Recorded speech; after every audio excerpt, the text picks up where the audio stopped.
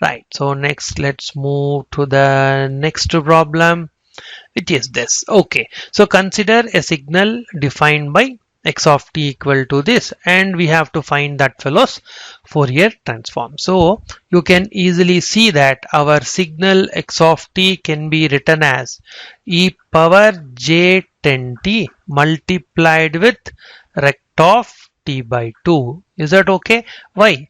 This is a rectangular function. I'll write down like this. This is e power j 10t multiplied with 1 for mod t less than or equal to 1, 0 else, let us say. That is same as saying mod t greater than 1. What is this here? This is function with 1 from minus 1 to plus 1 is what? It's a rectangular function, and hence we get we can write x of t as what? E power j 10t rect of t by 2. So which properties we have to use? We'll write down step by step. So we know that rect of t by 2 will have what as Fourier transform?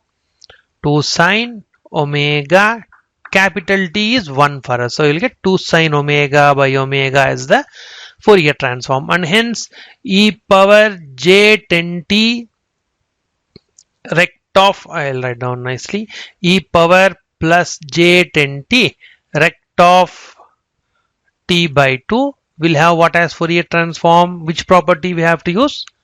Shifting in frequency domain. So you should shift by how many units here?